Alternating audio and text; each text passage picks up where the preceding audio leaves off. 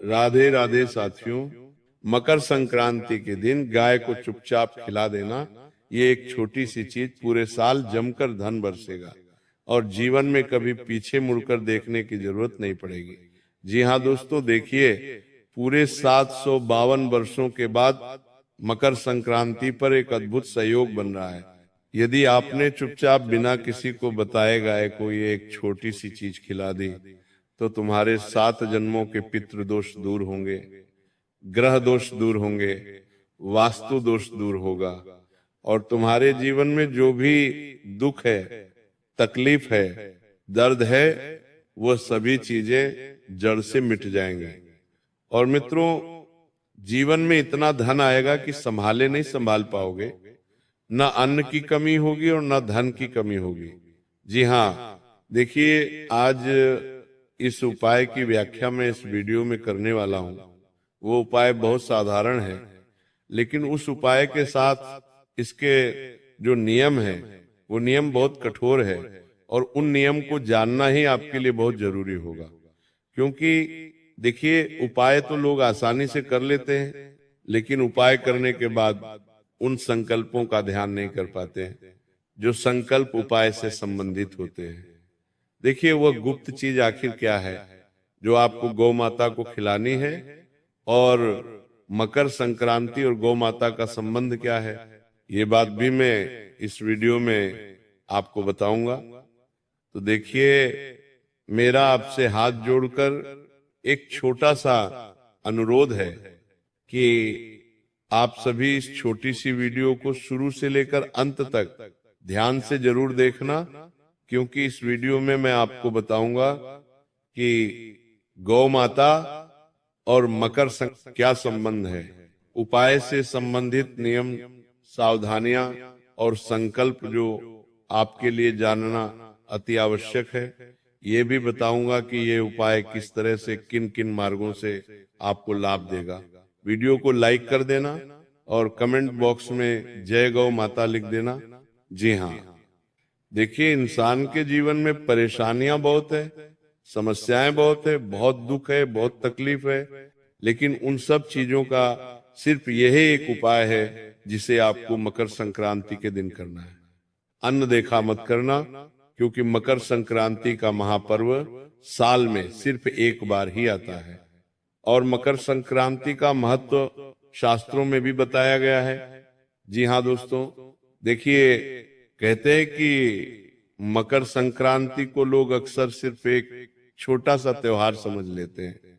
लोग पूरे दिन पतंग उड़ाते हैं, घर में पकवान बनाते हैं, लेकिन देखिए, पतंग उड़ाने और पकवान बनाने के अलावा भी एक ऐसा गुप्त उपाय है जो आपको मकर संक्रांति के दिन करना है। जी हाँ, सच ये है कि यह साल का सबसे गहरा और सबसे असरदार मोड़ होता है, क्योंकि मकर संक्रांति सिर्फ एक साधारण दिन नहीं है।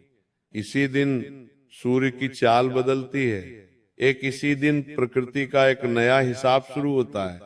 जी हाँ दोस्तों, देखिए, प्राचीन काल में पुराने समय के लोग इसे बहुत गंभीरता से लेते थे, क्योंकि उन्हें पता था कि इस दिन की गई छोटी सी गलती पूरे साल पर भारी पड़ सकती है। इस दिन का महत्व इसलिए और भी बढ़ जाता है क्योंकि ये साल का सबसे पहला त्योहार होता है। जी हाँ दोस्तों, की इस दिन की गई छोटी सी गलती भी पूरे साल पर भारी पड़ सकती है, और इस दिन किया गया छोटा सा सही काम पूरे साल का सहारा बन सकता है। मकर संक्रांति का असली मतलब है रुकावट से निकलना, ठहराव को तोड़ना और जीवन में आगे बढ़ना।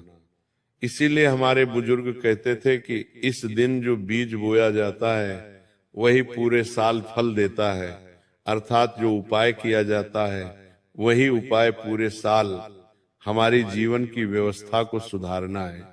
दोस्तों, इसीलिए देखिए, इस दिन दान का भी बहुत महत्व होता है। पुराने काल से ही लोग मकर संक्रांति के दिन दान करते आ रहे हैं। इस दिन अन्न दान, संयम और व्यवहार पर बहुत ध्यान दिया जाता है, क्योंकि धन केवल पेशे से नहीं बनता है।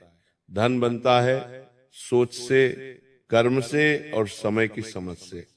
जी हाँ दोस्तों, आपने देखा होगा कि बहुत लोग साल भर तक मेहनत करते हैं, खून पसीना बहाते हैं, लेकिन फिर भी पैसा नहीं टिकता है। अन्न होते हुए भी घर में कमी की भावना बनी रहती है, और धन बनता है सोच से, कर्म से। जी हाँ दोस्तों, देखिए बार बार खर्च अचानक आ जाता है, और खर्च आता है, पैसा रुकता नहीं है, और इसके पीछे कारण अक्सर वही अदृश्य रुकावटें होती हैं जिनका समाधान हमारे शास्त्रों और परंपराओं में छुपा हुआ है। देखिए, मकर संक्रांति पर तिल और गुड़ इसलिए खाए जाते हैं क्योंकि तिल त्याग का प्रतीक है और गुड़ मिठास का, यानी जीवन में कड़वाहट को छोड़कर मिठास अपनाने का संकेत है। इस दिन दान इसलिए कहा गया है क्योंकि जब सूर्य दिशा बदलता है तब अहंकार छोड़ना सबसे जरूरी होता है। पुराने समय में लोग इस दिन ज्यादा बोलते नहीं थे, झगड़ा नहीं करते थे, और किसी भूखे को देखकर अनदेखा नहीं करते थे। जी हाँ दोस्तों, क्योंकि माना जाता था कि इस दिन की गई उपेक्षा सीधे भाग्य में दर्ज हो जाती है। इस दिन किए गए कर्म सीधे भाग्य की किस्मत की दिशा को बदल देते हैं। जी हाँ दोस्तों, इसलिए कहा गया है कि मकर संक्रांति का पर्व साधारण नहीं माना गया है। अब यहाँ एक बहुत गहरी बात आती है जिसे बहुत कम लोग समझते हैं। मकर संक्रांति पर प्रकृति सुनती है, लेकिन शोर नहीं सुनती, दिखावा नहीं देखती। मकर संक्रांति का पर्व है सिर्फ भावना और मौन को, किए गए कर्मों को ही पहचानना। यानी कि जो गुप्त उपाय और जो गुप्त कार्य अगर हम मौन रहकर करेंगे, सबसे छुपा कर करेंगे, तभी उसका फल हमें प्राप्त होगा। दोस्तों, इसीलिए जो लोग इस दिन कैमरा लगाकर लोगों को दिखाकर दान करते हैं, उन्हें संतोष तो मिलता है, लेकिन स्थायी फल नहीं। क्योंकि देखिए, आज के समय में लोगों ने दान पुण्य को भी एक ट्रेंडिंग टॉपिक बना दिया है। गौशाला में लोग जा रहे हैं तो वहां पर फोन निकाल कर खड़े हो जाते हैं, गाय माता को चारा खिलाते हैं, किसी अन्य और धन का किसी गरीब को दान कर रहे तो उनके साथ फोटो खिंचवाते हैं, वीडियो बनाने लग जाते हैं, लोगों को दिखावा करते हैं। लेकिन शास्त्रों में बताया गया है कि दो चीजें हमें हमेशा लोगों से छुपा कर करना चाहिए। पहला दान और दूसरा पूजा पाठ और ध्यान। क्योंकि ये दो चीज जितनी छुपी हुई रहेंगी उतना फल आपको मिलेगा। जल्दी ही तो देखिए कि अब धीरे धीरे मैं आपको उस दिशा में ले जा रहा हूं जहां असली रहस्य छुपा है। लेकिन उससे पहले यह समझना जरूरी है कि गाय को हमारे शास्त्रों में इतना ऊंचा स्थान क्यों दिया गया है। जी हाँ दोस्तों, क्योंकि देखिए, ये उपाय सिर्फ गौ माता पर ही निर्भर करेगा और उस इंसान पर निर्भर करेगा जो इंसान ये उपाय कर रहा है। तो आज ये उपाय किस तरह से अपनी दिव्य शक्ति तुम्हें दिखाएगा, ये उपाय किस तरह से तुम्हारे जीवन से अंधकार को मिटाएगा, ये उपाय किस तरह से तुम्हारे जीवन में खुशियों की रोशनी लेकर आएगा। हर एक बात समझ लेना, हर एक बात अच्छे से सुन लेना, क्योंकि अगर तुमने अनसुना किया या तुम कोई बात भूल गए तो ये उपाय अपना नकारात्मक असर भी दिखा सकता है। यानी कि तुम तो सोचोगे कि यार, मैंने तो जीवन में अपना अच्छा, अपना भला करने के लिए उपाय किया था, लेकिन मेरे साथ बुरा क्यों हो गया। इसके पीछे का कारण यही होगा कि तुमने एक एक बात को अच्छे से नहीं समझा होगा या एक एक बात को अच्छे से नहीं सुना होगा। देखिए दोस्तों, मैं आपको बताता हूं कि गाय को हमारे शास्त्र में इतना ऊंचा स्थान क्यों दिया गया है। कि गाय तो सिर्फ एक प्राणी है, गाय तो सिर्फ एक पशु है तो नहीं। देखिए, गौ माता तुम्हारे पूरे जीवन से संबंध रखती है। गौ माता के अंदर ही तुम्हारे जीवन के ना जाने कितने रहस्य छुपे हुए हैं। जब किसी व्यक्ति की मृत्यु हो जाती है तो हम क्यों उसके नाम का गौ माता को चारा डालते हैं। क्या तुमने कभी सोचा है, जब जीवन में दुख आता है, तकलीफ आती है और बीमारी आती है, तो हम क्यों गौ माता को याद करके गौ माता को भोजन खिलाते हैं। देखिए, गौ माता कोई साधारण पशु नहीं है। जी हाँ दोस्तों, गाय को माता इसलिए नहीं कहा गया कि वो सिर्फ दूध देती है, बल्कि इसलिए कि वो बिना मांगे देती है, बिना शिकायत के सहती है और बदले में कुछ नहीं चाहती। तो यही प्रकृति का स्वभाव है। देखिए, जिस घर में गाय का सम्मान होता है वहां केवल धन नहीं बल्कि स्थिरता आती है, और स्थिरता के बीच दोस्तों धन टिकता है। जी हाँ, लेकिन ध्यान रखिए, यहाँ मैं किसी को दिखाने वाला उपाय नहीं बता रहा, ना ही कोई ऐसा काम जो बाजार में बिकता हो, क्योंकि मैं गारंटी के साथ कहता हूं कि पूरे YouTube पर आपको आज से पहले इस उपाय के बारे में किसी ने नहीं बताया होगा ना, किसी कथावाचक ने बताया होगा, ना किसी गुरुजन ने बताया होगा, ना किसी विशेष पंडित या ज्ञानी ने बताया होगा, क्योंकि ये उपाय इतना गुप्त है कि इस उपाय का उल्लेख किसी भी शास्त्र में नहीं मिलता है। जी हाँ दोस्तों, ये उपाय सिर्फ किया जाता है सच्चे मन से, सच्चे दिल से, पवित्र कर्म से। जी हाँ दोस्तों, देखिए कि जो उपाय मैं बता रहा हूं वो उपाय हमेशा चुपचाप किया जाता है, और अब तक जो मैं बता रहा था वो भूमिका थी, क्योंकि अगर आप सीधे उपाय पर आ जाते तो उसका असर आधार रह जाता। अब ध्यान से सुनिए, क्योंकि यहां से बात गुप्त हो जाती है और यहीं से इस उपाय का असली महत्व और इस उपाय की असली प्रक्रिया शुरू होती है। जी हाँ दोस्तों, बता देता हूं कि सबसे पहले तो मकर संक्रांति का जो दिन है, उस दिन आप सुबह ब्रह्म मुहूर्त में उठिए। देखिए, आप चाहे पूरे साल 9:00 बजे उठते हो, 10:00 बजे उठते हो, 11:00 बजे उठते हो, जितनी भी बजे उठते हो, उठ जाना। लेकिन मकर संक्रांति के दिन तुम्हें ब्रह्म मुहूर्त में उठना है। और मैं ये नहीं कह रहा हूं कि ब्रह्म मुहूर्त में उठते ही ठंडे पानी से नहा लो, नहीं।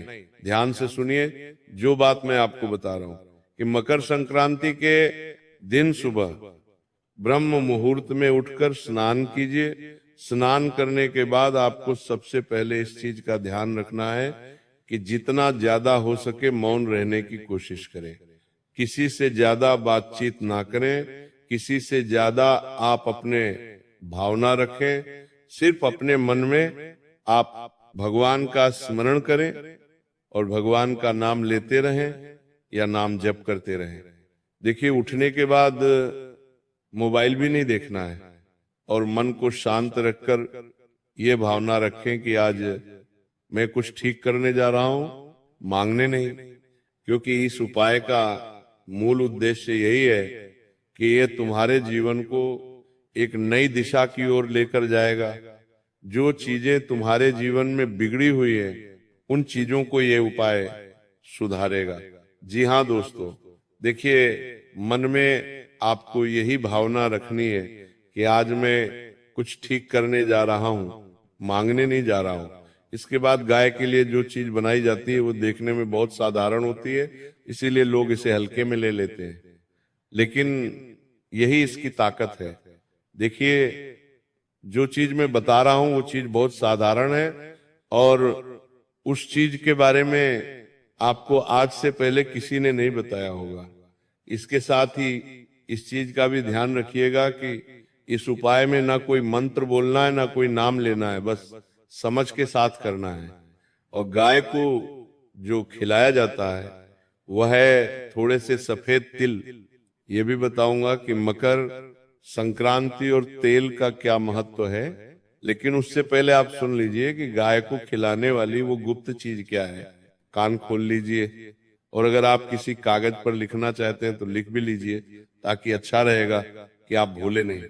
ध्यान से सुनिए, आपको थोड़े से सफेद तिल लेने हैं, थोड़े से काले तिल लेने हैं, थोड़ा सा गुड़ का चूर्ण लेना है, और ध्यान रखें टुकड़ा नहीं, आपको चूर्ण लेना है। यानी कि अगर आपके घर में गुड़ है तो उस गुड़ को आप पीस लें।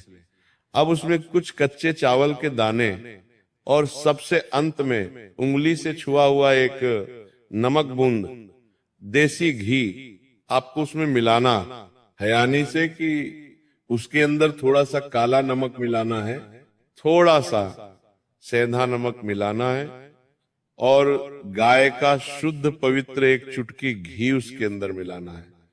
अब यहाँ एक बहुत गुप्त है कि सेंधा नमक जो मिलाया जाता है तो वो नमक साधारण नहीं होता है।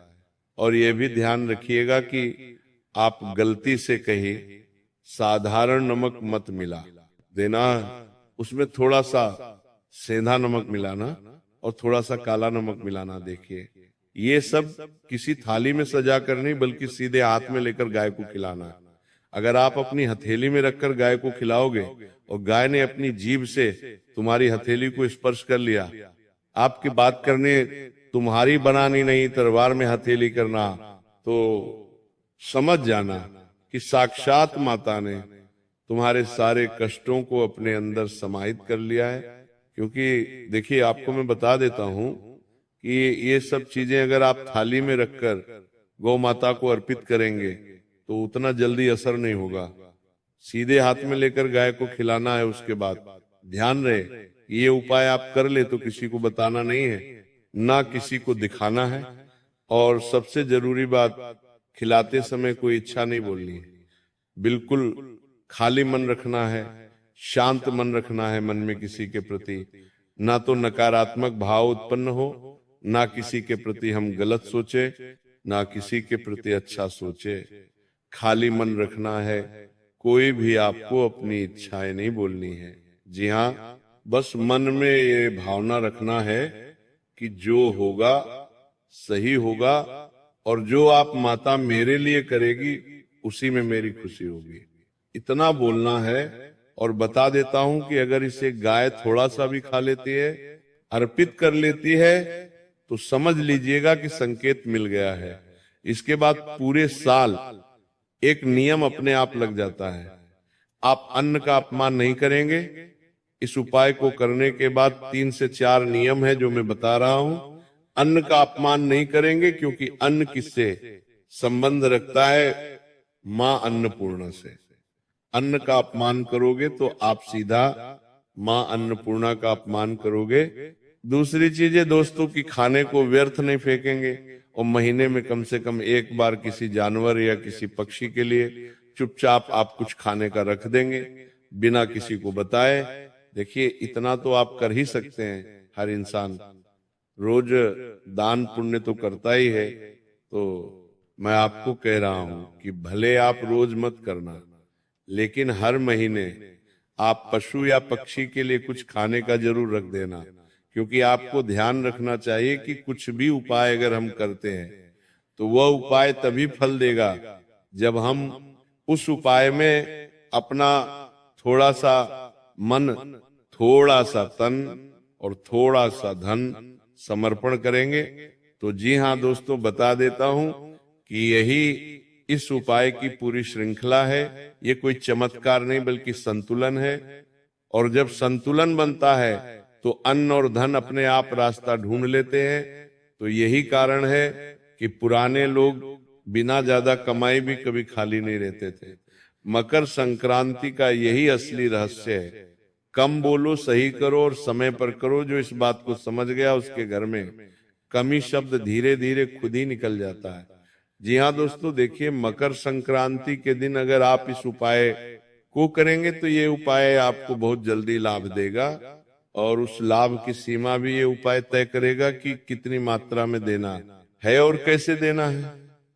इसके बाद देखिए, मैं आपको बताता हूं कि ये उपाय किस तरह अपना असर दिखाएगा।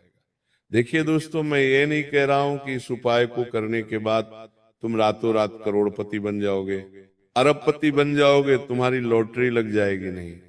देखिए, ये उपाय रातों रात करोड़पति बनने का नहीं है, बल्कि इसका असर वहां दिखता है जहां असली परेशानी होती है। पैसा आते हुए भी रुकता नहीं है, बेवजह खर्च निकल जाता है, मेहनत के हिसाब से फल नहीं मिलता है।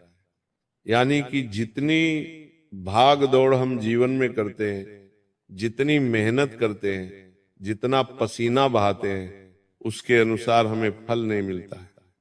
तो इस उपाय के बाद से सबसे पहले यही महसूस होता है कि पैसे का बहाव सुधारने लगता है, खर्च सोच समझकर होने लगता है और अचानक होने वाले नुकसान कम होते हैं और धीरे धीरे बचत बनने लगती है। यानी धन आता भी है और धन आपके जीवन में टिकने भी लगता है।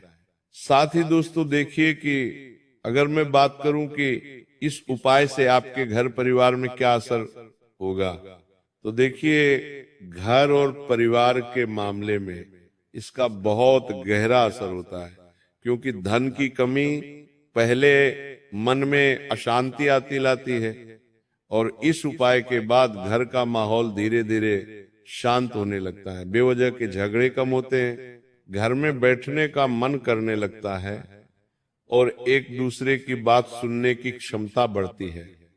कई लोगों को यह भी अनुभव होता है कि घर में अन्य की बरकत बढ़ जाती है और थोड़े काम में चलन होता है और भोजन की कद्र अपने आप होने लगती है। यानी कि देखिए अक्सर कई घरों में ऐसा होता है कि परिवार एक साथ बैठकर भोजन खाने में असमर्थ रहता है। कभी घर का कोई व्यक्ति किसी काम में अटका हुआ है, कभी कोई व्यक्ति बाहर गया हुआ है। इस वजह से देखिए घर का जो माहौल होता है वो बिगड़ने लगता है और शास्त्रों में बताया गया है कि हमें दिन में एक समय कम से कम पूरे परिवार को साथ बैठकर भोजन करना चाहिए। देखिए विवाह और रिश्तों की बात करें तो ये उपाय सीधे शादी कराने वाला नहीं है। आप सोच रहे होंगे कि इस उपाय को करने के बाद तो मेरे शादी विवाह के योग बन जाएंगे, मेरे तुरंत विवाह हो जाएगा।